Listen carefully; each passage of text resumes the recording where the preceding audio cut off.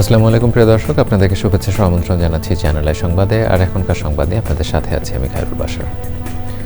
বিস্তারিত সংবাদের শুরুতেই জানিয়ে দিচ্ছি ফ্রেশ আটা ময়দা সুজি সংবাদ শিরোনামগুলো। মাদক পাচার মামলায় নিউ ইয়র্কে আদালতে নিকোলা মাদুরো এবং তার স্ত্রী বিশ্বজুড়ে ডোনাল্ড ট্রাম্পের বিরুদ্ধে তীব্র সমালোচনা। মতপার্থক্য থাকলেও দেশের স্বার্থে সবাইকে ঐক্যবদ্ধ হতে তারেক রহমানের আহ্বান। খালেদা জিয়ার মৃত্যুতে প্রধান উপদেষ্টার পাঠানো শোকবার্তা হস্তান্তর। দেশের মানুষের কল্যাণের চিন্তা খালেদা জিয়াকে প্রজন্ম থেকে প্রজন্মে বাঁচিয়ে রাখবে প্রত্যাশা। ব্যবসায়ীদের উন্নয়নে নানামুখী উদ্যোগের ভূয়সী প্রশংসা। আইনশৃঙ্খলা বাহিনী ও বেসামরিক গোয়েন্দা সংস্থা থেকে সেনা সদস্য প্রত্যাহারে গুম কমিশনের সুপারিশ। রাজনৈতিক উদ্দেশ্যে ব্যবহারের অভিযোগ। পঞ্চগড়ে শীতার্তদের মাঝে ট্রাই ফাউন্ডেশনের শীতবস্ত্র বিতরণ। অসহায় মানুষের পাশে দাঁড়াতে বিত্তবানদের প্রতি আহ্বান।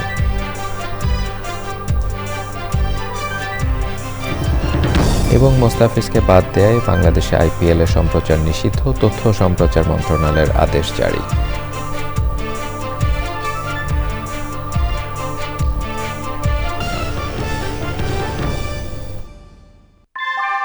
ভূমিকম্প সহনীয় মোস্ট ডিউরেবল দেশের প্রথম থার্মেক্স রড সালাম স্টিল। সালাম স্টিল বোঝে ডিউরেবিলিটি। সালাম স্টিল, মোস্ট ডিউরেবল স্টিল। প্রিয় দর্শক, এতক্ষণ সংবাদ শিরোনামগুলো জানাচ্ছিলাম। এখনকার সংবাদ আয়োজন একই সঙ্গে চ্যানেল আইয়ের ইউটিউব চ্যানেল এবং চ্যানেল আইয়ের ওটিটি প্ল্যাটফর্ম আইস্ক্রিনে লাইভ স্ট্রিমিং হচ্ছে। এবারে বিস্তারিত আয়োজন। মার্কিন বাহিনীর অভিযানে আটক হওয়া নিকোলা মাদুরো এবং তার স্ত্রীকে নিউ ইয়র্কে একটি আদালতে মাদক পাচার সংক্রান্ত মামলায় হাজির করা হয়েছে। একই দিনে ভেনেজুয়েলার নতুন প্রেসিডেন্ট হিসেবে শপথ নিয়েছেন দেশটির ভাইস প্রেসিডেন্ট ডেলসি রদ্রিগেজ। মাদুরোর গ্রেপ্তারের ঘটনায় আন্তর্জাতিক অঙ্গনে তীব্র প্রতিক্রিয়া দেখা দিয়েছে। বিস্তারিত সুব্রত গাইনের রিপোর্টে।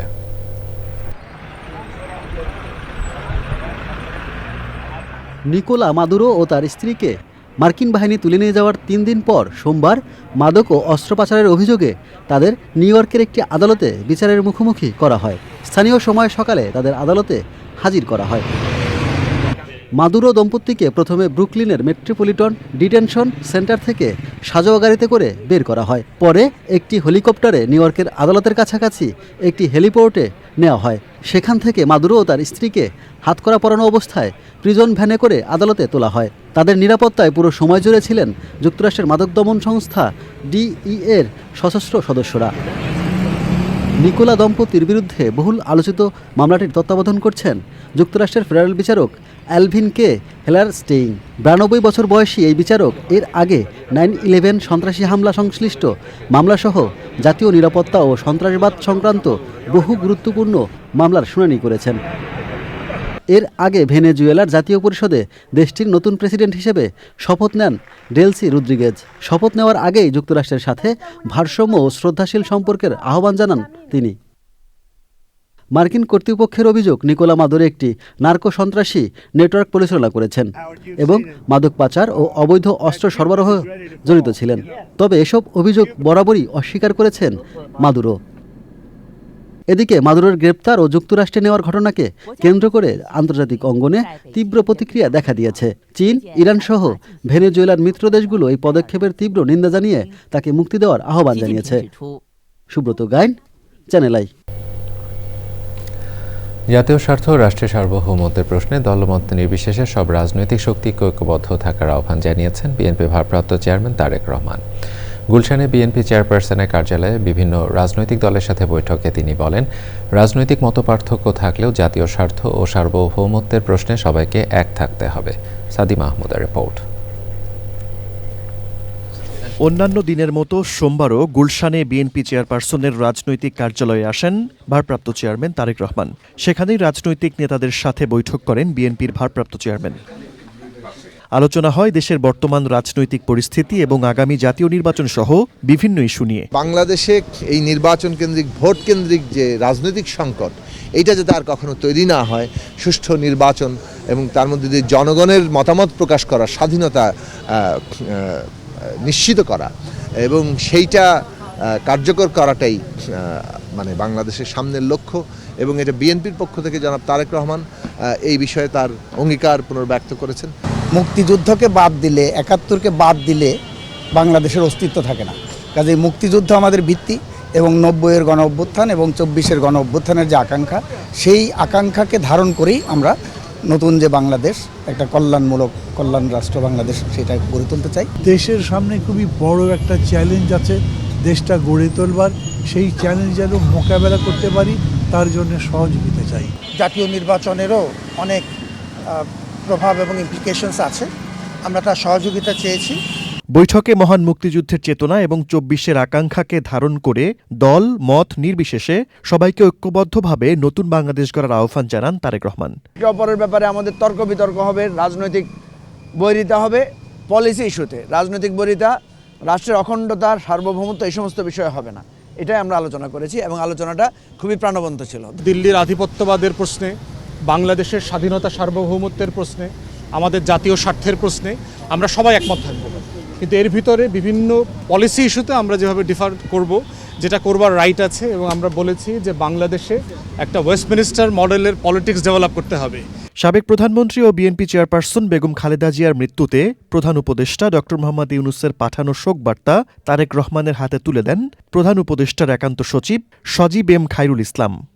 সাদি মাহমুদ, চ্যানেল আই, ঢাকা।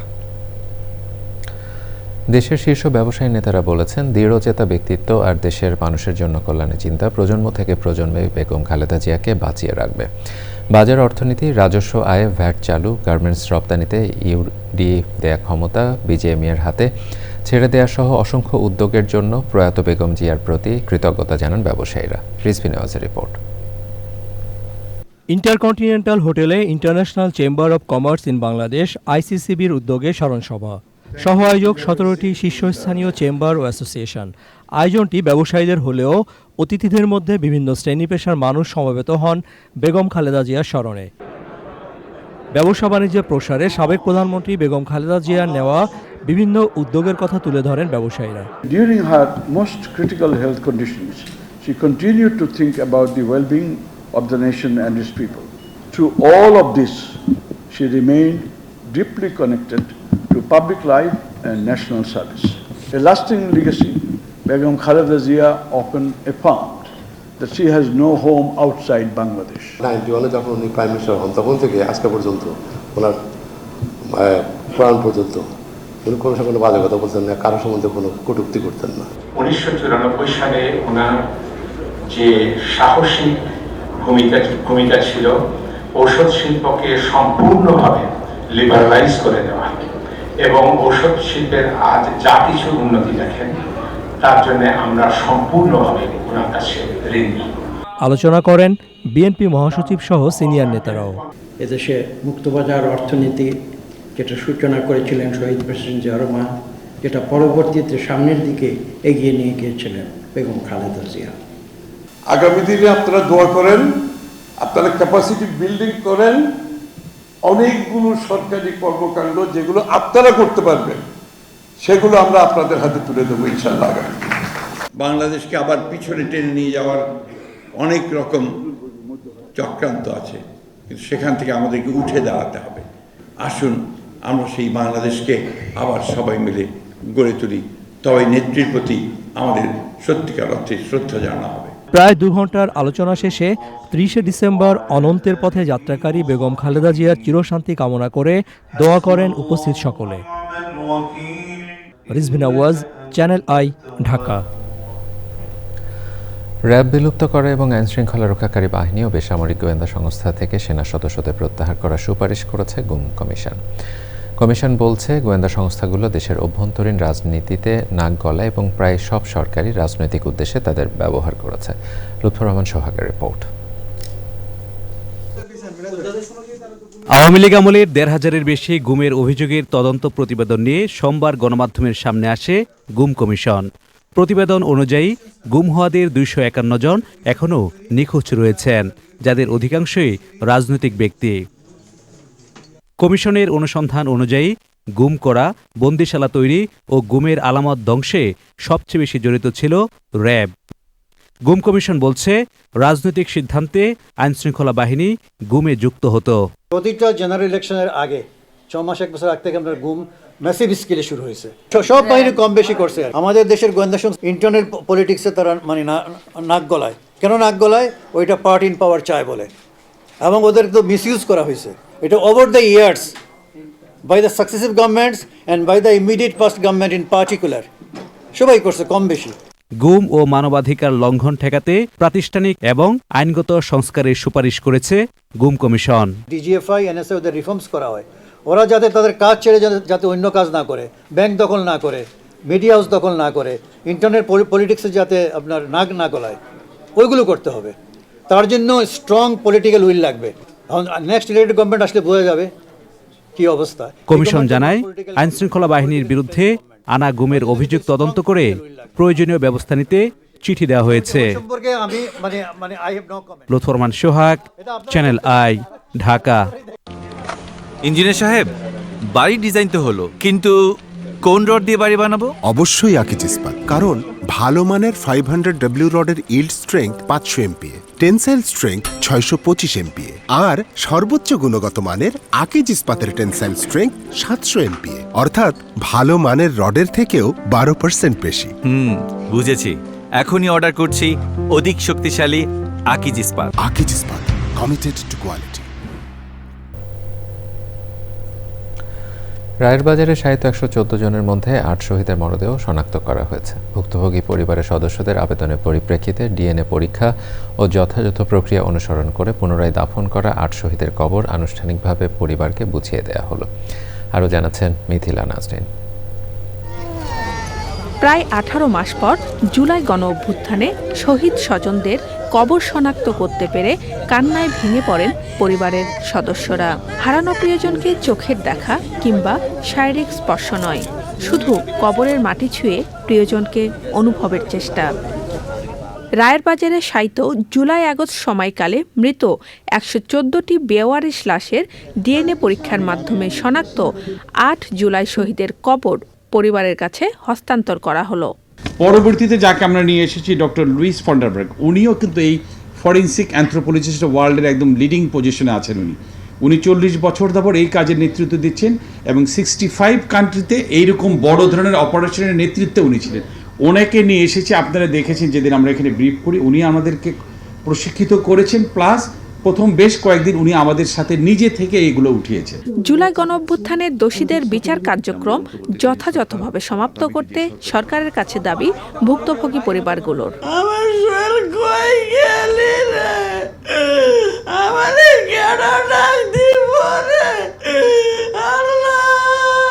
সে 18 জুলাই বাসার থেকে বের হইছে, আর ফিরে নাই। আমার ভাইয়ের লাশটাও ফিরে নাই। আমার ভাইয়ের শেষ দেখাটুকু আমরা দেখতে পারি নাই।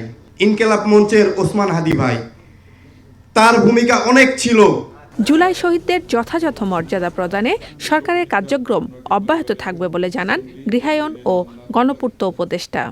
জুলাই অভ্যুত্থানে নিহত সমস্ত শহীদদের আত্মত্যাগ আমাদের জাতীয় ইতিহাসের অবিচ্ছেদ্য অংশ। তাদের এই আত্মত্যাগ জাতির ইতিহাসে চিরস্মরণীয় এবং অম্লান হয়ে থাকবে। আজকের এই দিনে আমরা সেই সব শহীদদের আত্মার মাগফিরাত কামনা করছি এবং তাদের পরিবারের প্রতি গভীর সমবেদনা এবং সম্মান জানাচ্ছি। সার্বিক প্রক্রিয়ায় যুক্ত ছিল জাতিসংঘ মানবাধিকার কমিশন, মুক্তিযুদ্ধ বিষয়ক মন্ত্রণালয় সহ সংশ্লিষ্টরা। Mithila Naznin, channel I, Dhaka. এবারে জাতীয় সংসদ নির্বাচন 2026।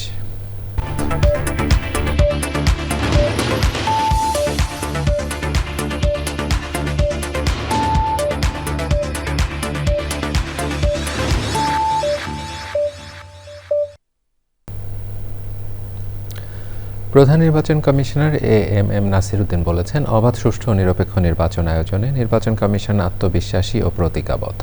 সকালে নির্বাচন কমিশন ভবনে মনোনয়নপত্র যাচাই বাছাইয়ে বাদ পড়া প্রার্থীদের আপিল আবেদনের বুথ পরিদর্শন শেষে একথা বলেন।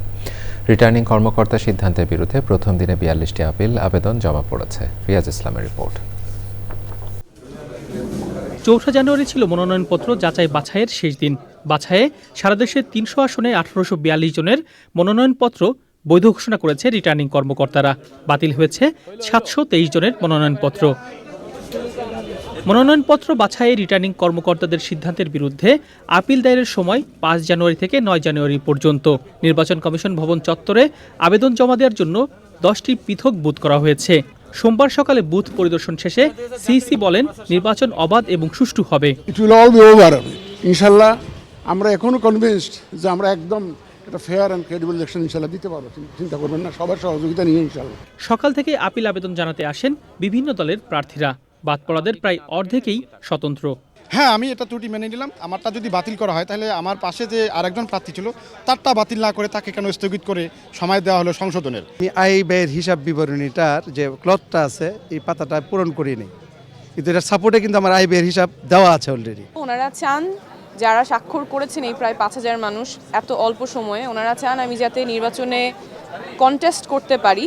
তো সেই জন্য আমরা আপিল করেছি এবং আমরা আইনি প্রক্রিয়ার লড়াইটা চালিয়ে যাব। তা আমি এখানে আসছি আপিল করতে। আমার ভুলবশত কয়েকটা গ্যাস বিল পরিশোধ করে নাই, সেইটা আজকে পরিশোধ করে আমি এখানে আপিল করতে আসছি। ওনারা বলতেছে যে আমার নামে নাকি মামলা আছে, তো আমি বারবার বলছি না আমার নামে কোনো মামলা নেই। তো যারা পুলিশ ছিল তারা ওইখানে একটা কাগজ শো করছে আমার নামে মামলা আছে। পরের দিন আমি ইনকোয়ারি করছি, করার পর দেখলাম যে আমার নামে কোনো মামলা নেই। প্রার্থিতা ফিরে পেতে যেমন আবেদন করা যাবে, তেমনি কারো প্রার্থিতার বিরুদ্ধে অভিযোগ জানিয়ে নির্বাচন কমিশনে আপিল করা যাবে। যারা বৈধ ঘোষিত হয়েছে তাদের বিরুদ্ধে অথবা যাদের অবৈধ ঘোষণা করা হয়েছে তাদের বিরুদ্ধে উভয়ের ক্ষেত্রেই আপিল করার সুযোগ আছে। এবং আমরা এখানে এই আপিলের ব্যবস্থাটা আগামী 9 তারিখ পর্যন্ত চালু থাকবে। 10 তারিখ থেকে 18 তারিখ পর্যন্ত আমরা কমিশনে শুনানির ব্যবস্থা করব আমাদের অডিটোরিয়ামে। 10 থেকে 18 জানুয়ারি নির্বাচন ভবনের প্রধান নির্বাচন কমিশনারের সভাপতিত্বে 4 নির্বাচন কমিশনারের আপিল শুনানি শেষে আদেশ দেওয়া হবে। রিয়াজ ইসলাম, চ্যানেল আই, ঢাকা। স্বরাষ্ট্র উপদেষ্টা অবসরপ্রাপ্ত লেফটেন্যান্ট জেনারেল মোহাম্মদ জাহাঙ্গীর আলম চৌধুরী বলেছেন, জাতীয় সংসদ নির্বাচনের দিনে ভোট কেন্দ্র সহ যে কোনো সময় যে কোনো স্থানে প্রবেশ করতে পারবেন আইনশৃঙ্খলা বাহিনীর সদস্যরা। সচিবালয়ে আইনশৃঙ্খলা সংক্রান্ত উপদেষ্টা পরিষদ কমিটির সভায় আসন্ন নির্বাচন, বর্তমান আইনশৃঙ্খলা পরিস্থিতি সহ বিভিন্ন বিষয় নিয়ে আলোচনা হয়। বিস্তারিত জানাচ্ছেন রফিকুল বাশার। নির্বাচনকে সামনে রেখে রাজনৈতিক কর্মসূচি ও প্রচার কাজের সময় আইনশৃঙ্খলা পরিস্থিতি স্বাভাবিক রাখতে সব ধরনের ব্যবস্থা নেওয়ার নির্দেশনা দিয়েছে আইনশৃঙ্খলা সংক্রান্ত উপদেষ্টা পরিষদ কমিটি। রাস্তাঘাট বন্ধ করে জনদুর্ভোগ সৃষ্টি করা হলে তাৎক্ষণিকভাবে ব্যবস্থা নেওয়া হবে বলে সচিবালয়ে অনুষ্ঠিত কমিটির সভায় জানানো হয়। অন্তর্বর্তীকালীন সরকার যথাসময়ে নির্বাচন অনুষ্ঠানে অটল। যারা নির্বাচন বানচাল চেষ্টা করবেন তারা ব্যর্থ হবে। এই বিষয়ে আইনশৃঙ্খলা বাহিনীগুলোকে আরও কঠোর হওয়ার নির্দেশ দেওয়া হয়েছে। রাস্তাঘাট বন্ধ করে জনদুর্ভোগ সৃষ্টি করা যাবে না, তাহলে আইনশৃঙ্খলা বাহিনী তাৎক্ষণিকভাবে যথাযথ ব্যবস্থা গ্রহণ করবে। এই বিষয়ে ছাড় দেওয়া হবে না। ফ্যাসিস্ট এজেন্ট বা নাশকতাকারীরা যাতে বিভিন্ন রাজনৈতিক দলের মধ্যে অনুপ্রবেশ ঘটতে না পারে সেই বিষয়ে রাজনৈতিক দলগুলিকে সতর্ক থাকতে হবে। ওসমান বিন হাদির হত্যাকাণ্ডের ঘটনায় দায়েরকৃত মামলার শীঘ্রই চূড়ান্ত চার্জশিট দেওয়া হবে। সভা শেষে স্বরাষ্ট্র উপদেষ্টা আরও বলেন, সার্বিক আইনশৃঙ্খলা পরিস্থিতি নিয়ন্ত্রণে রাখতে গোয়েন্দা নজরদারি বাড়ানোর নির্দেশনা দেওয়া হয়েছে।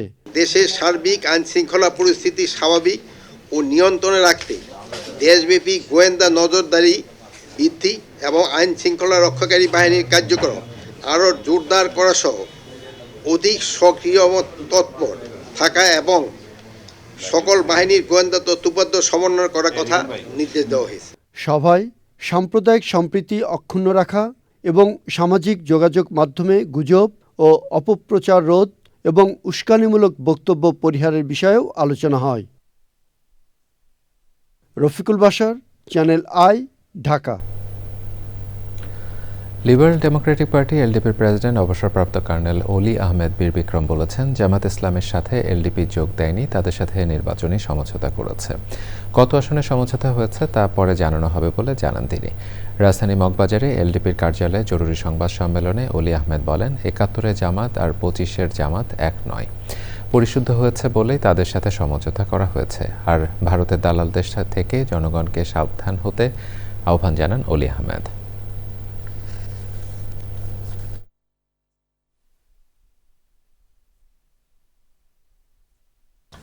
আমরাও জামাতে যোগদান করি নাই, জামাত এলডিপিতে যোগদান করে নাই, বা অন্যান্য যারা দলগুলি আছে 12টা দল একসাথে হয়েছে নির্বাচনী এই সংলাপ প্রেস কনফারেন্সের সমঝোতার মধ্যে, কেউ কোনো দলে যোগদান করে নাই, প্রত্যেকে নিজের নিজের দলে আছে। এটা হলো একটা নির্বাচনী সমঝোতা, অর্থাৎ আমরা 12টা দল একসাথে মিলে 300 আসনে নির্বাচন ইনশাল্লাহ করব, এটাই হলো সিদ্ধান্ত। এবারে অন্যান্য সংবাদ। দেশের বিভিন্ন স্থানে সরকার নির্ধারিত দামের চেয়ে প্রায় দ্বিগুণ টাকায় বিক্রি হচ্ছে এলপি গ্যাস সিলিন্ডার। এ নিয়ে ভোক্তাদের ক্ষোভের মধ্যে অভিযান পরিচালনা করছে ভোক্তা অধিকার সংরক্ষণ অধিদপ্তর। সোমবার অধিদপ্তরের অভিযানে বাড়তি দামে গ্যাস বিক্রির বিষয়টি হাতে নাতে ধরা পড়ার পর বেশ কয়েকজন ব্যবসায়ীকে জরিমানা করা হয়। এজাজ মাহমুদের প্রতিবেদন। বিক্রি করেছেন? না না না। কি জন্য অন্যায় করেছেন? না না না। পালিয়ে যান কেন? না পালাচ্ছি না তো, আমি এখানে ছিলাম। থেকে কোথায় যাচ্ছে? আমি তো গাড়িতে যাই, এই যে সামনে যাবে এখানে। কোথায় যাবে? এই যে বউবাজারের দোকানে নামবে। বউবাজারের কোন দোকান? সোহান এন্টারপ্রাইজ। সোহান? জি। তো সোহান আপনাকে ফোন দিচ্ছি, ধরেন না কেন? আসেন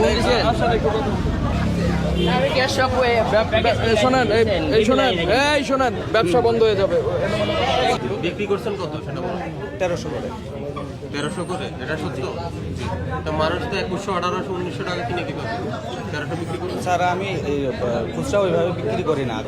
আপনি ওনার কাছে কত বিক্রি করছেন? 1300? আপনি ওনার থেকে 1300 নিয়ে 1800 কেন বিক্রি করছেন? যেগুলা দিছে ওগুলা 1300 করে দিয়েছে। কবে দিচ্ছেন সর্বোচ্চ? 20টা 10টা 4 তারিখ। 4 তারিখ তো কালকে।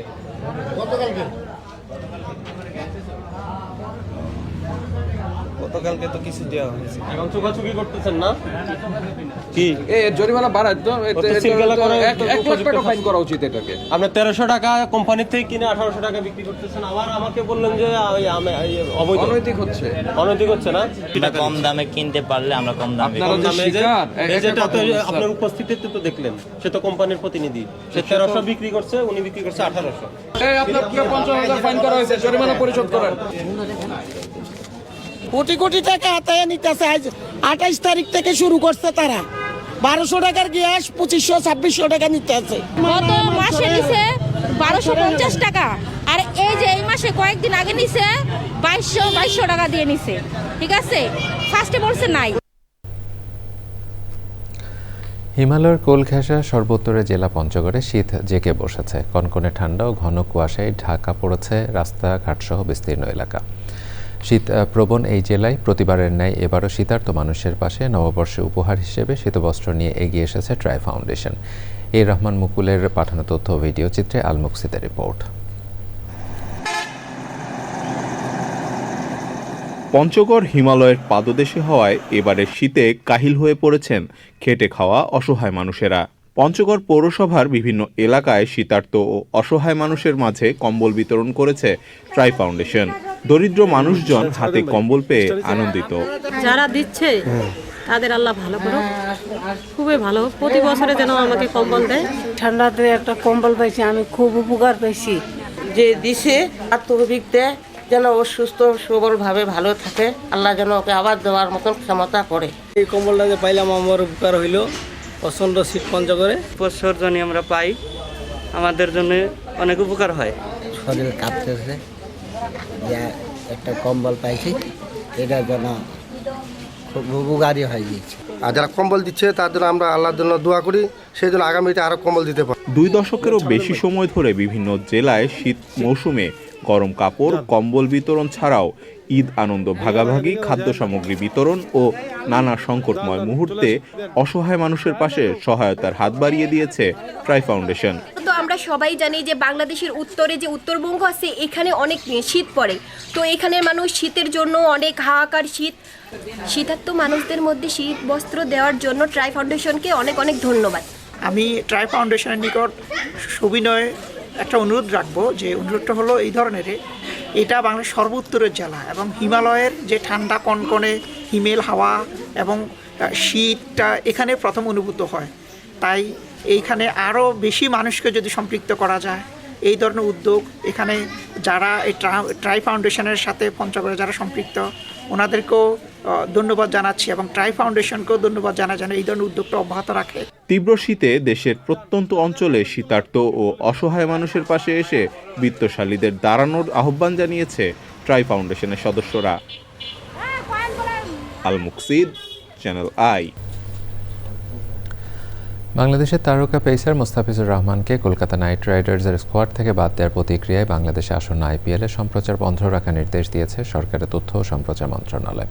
এই সিদ্ধান্ত জানিয়ে সংশ্লিষ্ট সম্প্রচার মাধ্যমকে এই চিঠি দিয়ে জানিয়েছে তথ্য মন্ত্রণালয়।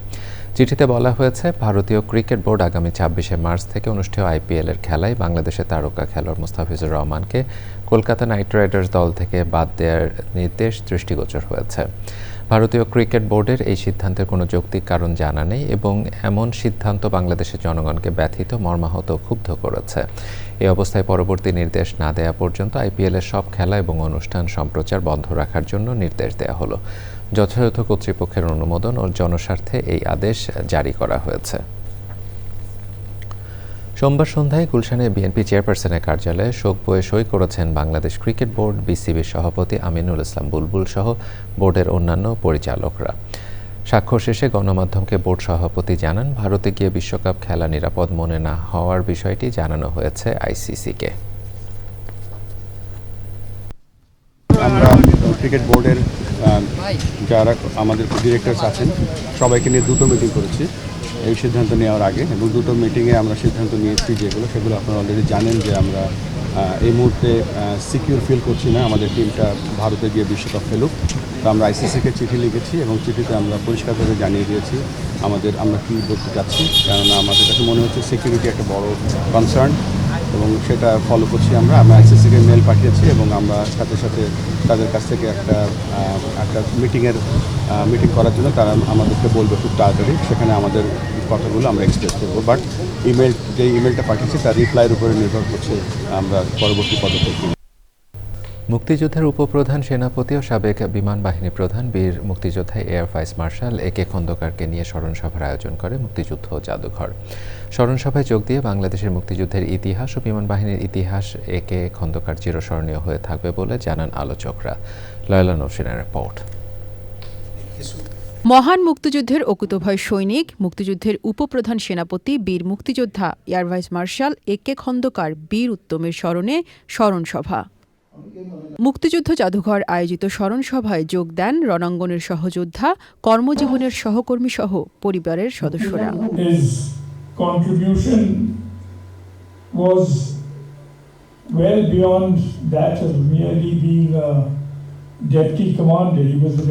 played a very critical role in creating the consciousness of what constituted a liberation struggle which had to be built around guerrilla warfare. মুক্তিযুদ্ধটা কিন্তু পরিচালনা করছেন একে খন্দকার,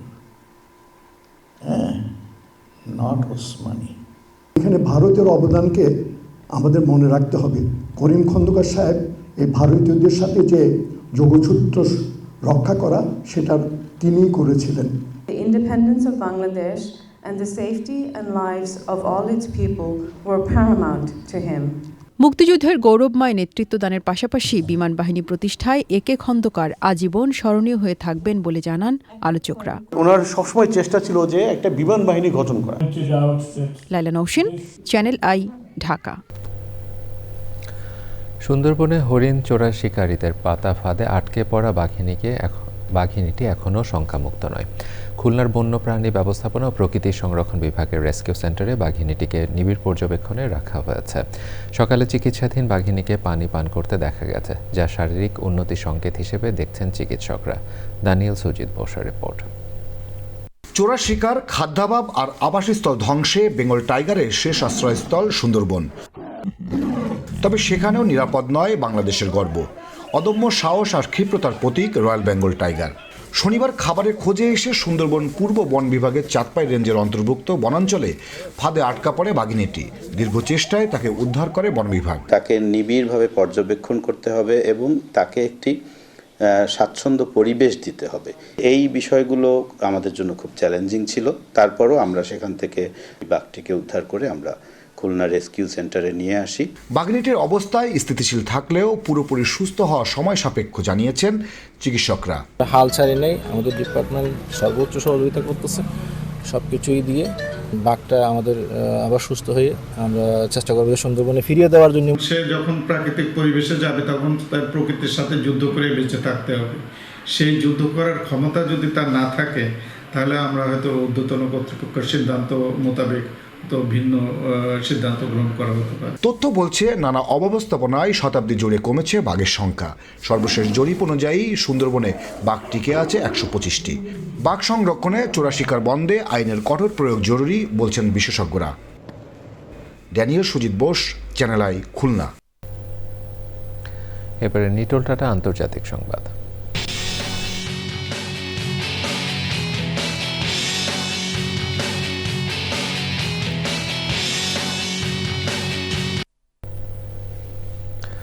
ইরান, লেবানন ও ফিলিস্তিনের পশ্চিম তীরকে ঘিরে যুগপৎ যুদ্ধের প্রস্তুতি নির্দেশ দিয়েছে ইসরায়েল। দেশটির গণমাধ্যম চ্যানেল 12 জানিয়েছে, আইডিএফের chief of staff lieutenant general Eyal Zamir 4 বছর মেয়াদী যে সামরিক পরিকল্পনা নিয়েছেন, এটি তার প্রস্তুতিরই অংশ। পরিকল্পনায় স্যাটেলাইটে হামলা এবং মহাকাশ থেকে ভূপৃষ্ঠে আঘাত হানার সক্ষমতা বৃদ্ধির বিষয়ও রয়েছে। প্রতিবেদনে আরও বলা হয়, 3টি অঞ্চলের মধ্যে ইরানকে সবচেয়ে বেশি গুরুত্ব দিচ্ছে তেল আবিব। ইসরায়েলি কর্মকর্তাদের আশঙ্কা, দেশজুড়ে চলমান মূল্যস্ফীতি, বেকারত্ব ও জীবনযাত্রার ব্যয় বৃদ্ধির বিরুদ্ধে বিক্ষোভ থেকে জনগণের দৃষ্টি সরাতে ইরান ইসরায়েলের হামলা চালাতে পারে।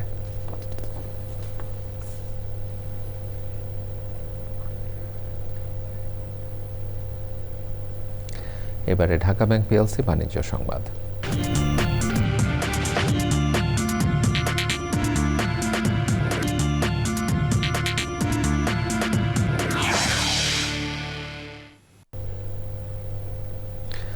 ঢাকায় শুরু হয়েছে আন্তর্জাতিক প্রাণী স্বাস্থ্য প্রদর্শনী। বাংলাদেশের প্রাণী স্বাস্থ্য, মৎস্য ও প্রাণী সম্পদ খাতে দেশি বিদেশি বিনিয়োগ সম্প্রসারণে এই প্রদর্শনী আয়োজন করা হচ্ছে। ষষ্ঠ আহকাব আন্তর্জাতিক এক্সপো চলবে 8 থেকে 10 জানুয়ারি পর্যন্ত। ইন্টারন্যাশনাল কনভেনশন সিটি বসুন্ধরায় 3 দিনের এই প্রদর্শনীর আয়োজক animal health company association of Bangladesh. 14টি দেশের 128টি স্টল অংশ নেবে এক্সপোতে। এছাড়াও 65 জন আন্তর্জাতিক প্রদর্শকের পাশাপাশি দেশের শীর্ষস্থানীয় কোম্পানি অংশ নেবে। এই উপলক্ষে সংবাদ সম্মেলনে মোজাম্মেল হক খানের সঞ্চালনায় ছিলেন সভাপতি Saimul Haq, vice president doctor Abdus Sabur, secretary general Anwar Hossain, joint secretary doctor Mohammad Sarar Hossain, doctor Rakibul, কৃষিবিদ তারেক মাহমুদ, কৃষিবিদ তারেক সরকার, তসলিম খান ও অন্যরা। আসন্ন ত্রয়োদশ জাতীয় সংসদ নির্বাচনে প্রার্থীদের হলফনামে অসঙ্গতিপূর্ণ সম্পদ বিবরণী তথ্য পেলে তা পরীক্ষা করা হবে বলে জানিয়েছেন দুদক চেয়ারম্যান ডক্টর মোহাম্মদ আব্দুল মোমেন। বিকেলে দুদক বিটের সাংবাদিক সংগঠন রিপোর্টার্স এগেইনস্ট করাপশন র্যাক এর নবনির্বাচিত সংগঠনের নেতাদের সাথে মতবিনিময় সভায় তিনি একথা বলেন। দুর্নীতি কোনো আপোষযোগ্য বিষয় নয় উল্লেখ করে দুদকের নতুন গেজেটে এ নিয়ে সরকারের সঙ্গে আলোচনা করা হবে বলেও জানান তিনি। এ সময় রিপোর্টার্স এগেইনস্ট করাপশন র্যাকের নবনির্বাচিত সংগঠনের নেতাদের দুর্নীতির বিরুদ্ধে শক্ত অবস্থান করতে ঐক্যবদ্ধভাবে কাজ করার আহ্বান জানান দুদক চেয়ারম্যান।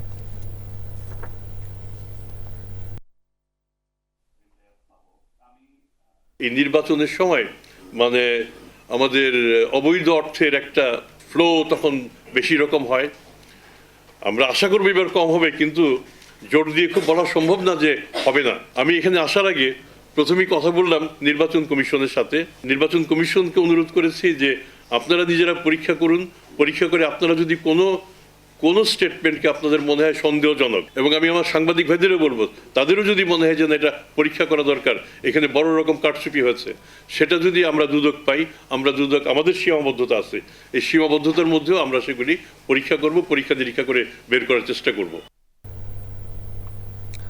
বিএনপি স্থায়ী কমিটির সদস্য খন্দকার মোশাররফ হোসেন বলেছেন, দেশ গঠনে সাবেক প্রধানমন্ত্রী বেগম খালেদা জিয়ার অবদান এবং তার আপোষহীন নীতি এদেশের মানুষ যুগ যুগ ধরে মনে রাখবে। প্রয়াত রাষ্ট্রপতি শহীদ জিয়াউর রহমান এবং বেগম খালেদা জিয়ার সমাধিস্থলে বিএনপি নেতাদের উদ্যোগে আয়োজিত পুষ্পার্ঘ্য অর্পণ, সূরা ফাতিহা পাঠ, দোয়া মোনাজাত অনুষ্ঠানে অংশ নিয়ে তিনি আরও বলেন, দলের দুঃসময়ে বেগম খালেদা জিয়া বিএনপির হাল ধরে সাহসিকতার সঙ্গে নেতৃত্ব দিয়েছেন।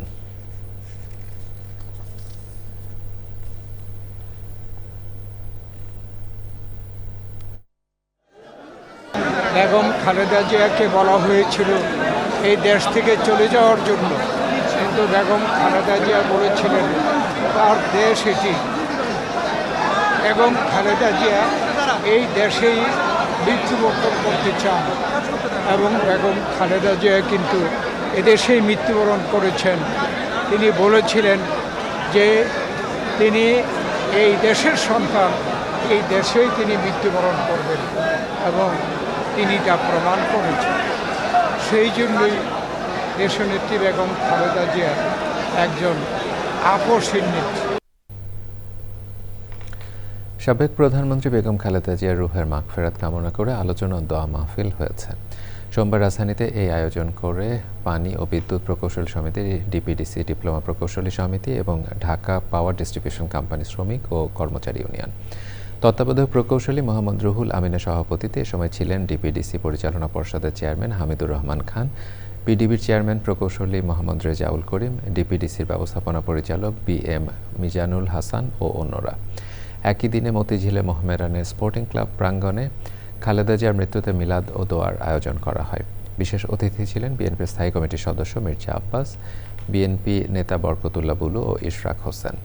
আরও ছিলেন মোহামেডানের সাবেক সভাপতি মোসাদ্দেক আলী, মোহামেডানের সাবেক ডিরেক্টর ইনচার্জ লোকমান হোসেন, বাফুফের সাবেক সভাপতি এস সুলতান ও অন্যরা। National equipment identity register NEIR এর ব্যবস্থা বাতিল, গ্রেপ্তার ব্যবসায়ীদের মুক্তি এবং প্রধান উপদেষ্টার ডাক ও টেলিযোগাযোগ ও তথ্য প্রযুক্তি বিষয়ক বিশেষ সহকারী ফয়েজ আহমেদ তৈয়বের পদত্যাগ সহ বিভিন্ন দাবিতে মানববন্ধন করেছে মুঠোফোন ব্যবসায়ীরা। দুপুরে সারা দেশে মোবাইল মার্কেটের সামনে মানববন্ধন করেন তারা। সে সময় ব্যবসায়ীরা বলেন, তারা NEIR এর বিরুদ্ধে নয়, তবে আরও পর্যালোচনা করে এটি চালু করা উচিত ছিল। ওই কার্যক্রম শুরু হওয়ায় স্টকে থাকা মোবাইল ফোন বিক্রি শেষ করতে পারছেন না তারা। 1 জানুয়ারি এই কার্যক্রম শুরুর দিন থেকে সারা দেশে মোবাইল মার্কেট বন্ধ ঘোষণা করেন ব্যবসায়ীরা। সময় দিয়ে 10 দিনের মাথায় আবার এনে সিস্টেম চালু করে দিচ্ছে। চালু করার কারণে আমাদের প্রোডাক্টগুলো এখন আর সেল হচ্ছে না। অযৌক্তিক ট্যাক্স আমরা চাই এটা সহনীয় পর্যায়ে নিয়ে আসুক, যাতে জনগণ সাফার না হয়। কত পার্সেন্ট? আমরা চাই 10 থেকে 10 থেকে সর্বোচ্চ 15%। বাংলাদেশের মানুষের আস্থার নাম তারেক রহমান বলে মন্তব্য করেছেন বিএনপি কেন্দ্রীয় নেতা অ্যাডভোকেট রুহুল কুদ্দুস তালুকদার দুলু। সোমবার দুপুরে বড়াইগ্রাম থানা মোড়ে বিএনপির ভারপ্রাপ্ত চেয়ারম্যান তারেক রহমানকে নিয়ে কটূক্তি করায় আওয়ামী লীগের সাবেক এমপি সিদ্দিকুর রহমান পাটোয়ারিকে দ্রুত গ্রেপ্তার ও বিচারের দাবিতে বিক্ষোভ সমাবেশে এসব কথা বলেন তিনি। সে সময় জেলা বিএনপির যুগ্ম আহ্বায়ক আব্দুল আজিজ, বড়াইগ্রাম উপজেলা বিএনপির সাবেক যুগ্ম আহ্বায়ক শামসুল ইসলাম রনি, জেলা বিএনপির সদস্য নাসিম উদ্দিন নাসিম, শহীদুল্লাহ সোহেল সহ বিএনপি নেতারা উপস্থিত ছিলেন।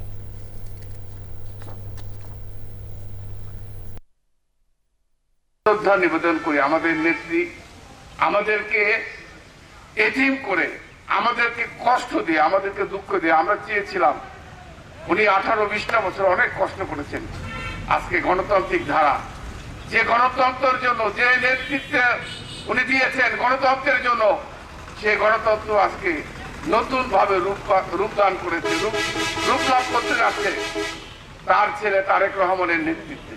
আগামী দিনে এই দেশটাকে একজন মানুষই এগিয়ে নিয়ে যেতে পারে। শুধু বাংলাদেশ নয়, সারা পৃথিবীর মানুষ তারেক রহমানের দিকে তাকিয়ে আছে। যানজট নিরসনে রাজধানীতে ট্রাফিক পুলিশকে সহায়তা করছে স্বেচ্ছাসেবী সংগঠন প্রতিধ্বনি। রাজধানী শ্যামলী, আদাবর সহ মোহাম্মদপুরের বিভিন্ন পয়েন্টে বিকেল ৩টা থেকে সন্ধ্যা ৬টা পর্যন্ত জনগণকে ট্রাফিক আইন মেনে এবং সচেতন করতে ওই কার্যক্রম পরিচালনা করে সংগঠনটি। সেই সময় জানানো হয় পর্যায়ক্রমে ঢাকার বিভিন্ন স্থানে ট্রাফিক ব্যবস্থাপনায় পুলিশকে সহায়তা করার পরিকল্পনা রয়েছে। প্রতিধ্বনি সংগঠনটি প্রায় ২৫০ সদস্য নিয়ে যাত্রা শুরু করেছে।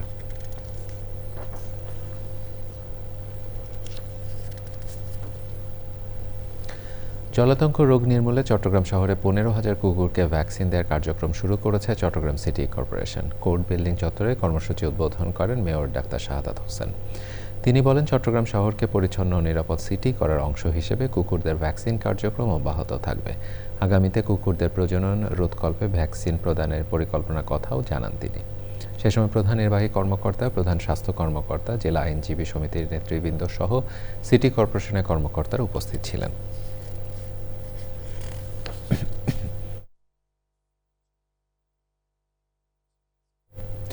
সিলেটে বিপিএলের অবশিষ্ট খেলা নিরাপত্তা নিশ্চিতের ব্যাপারে আয়োজকদের আশ্বস্ত করেছে সিলেট মেট্রোপলিটন পুলিশ। এর আগে আসন্ন জাতীয় নির্বাচনকে সামনে রেখে বিপিএলে পুলিশি কার্যক্রম সীমিত করার সিদ্ধান্ত নিয়েছিল এসএমপি।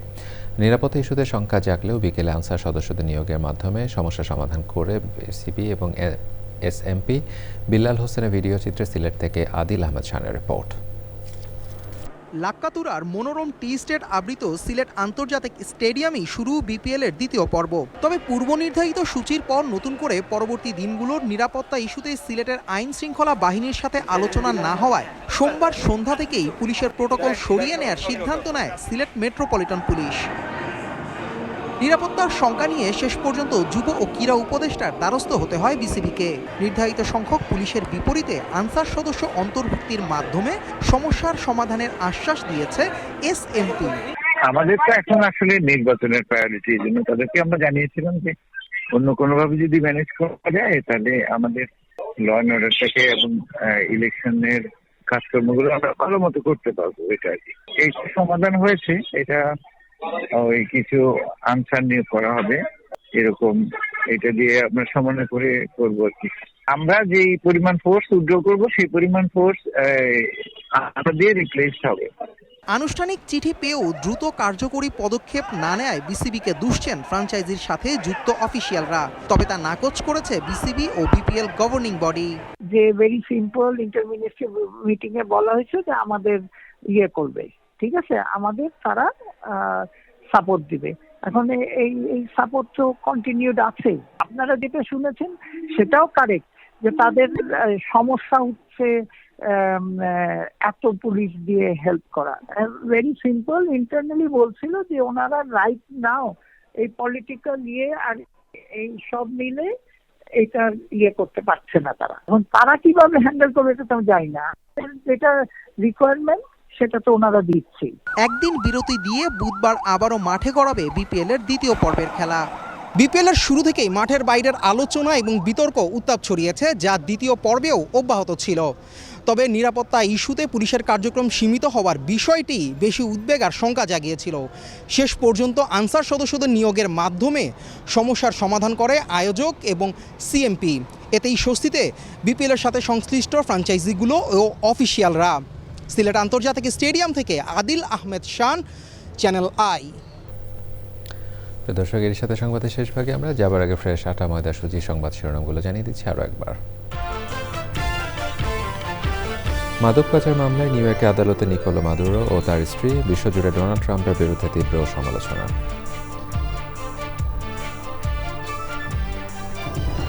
মতপার্থক্য থাকলেও দেশের স্বার্থে সবাইকে ঐক্যবদ্ধ হতে তারেক রহমানের আহ্বান। খালেদা জিয়ার মৃত্যুতে প্রধান উপদেষ্টা পাঠানো শোকবার্তা হস্তান্তর।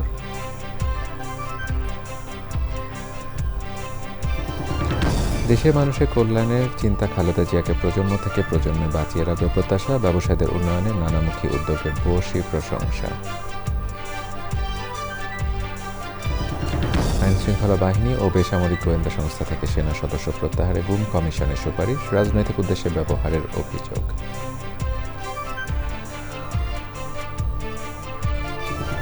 পঞ্চগড়ে শীতার্তদের মাঝে ট্রাই ফাউন্ডেশনের শীত বস্ত্র বিতরণ। অসহায় মানুষের পাশে দাঁড়াতে বিত্তবানদের প্রতি আহ্বান।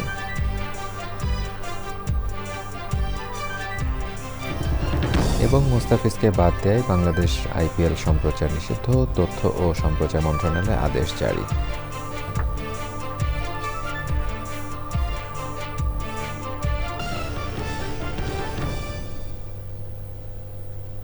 এছাড়াও চ্যানেলের সর্বশেষ সংবাদ জানতে ভিজিট করুন channelionline.com-এ। যুক্ত থাকুন আমাদের সোশ্যাল মিডিয়া প্ল্যাটফর্মগুলোর সাথে। এতক্ষণ চ্যানেলের সংবাদের সাথে থাকার জন্য সকলকে ধন্যবাদ জানিয়ে বিদায় নিচ্ছি। শুভেচ্ছা।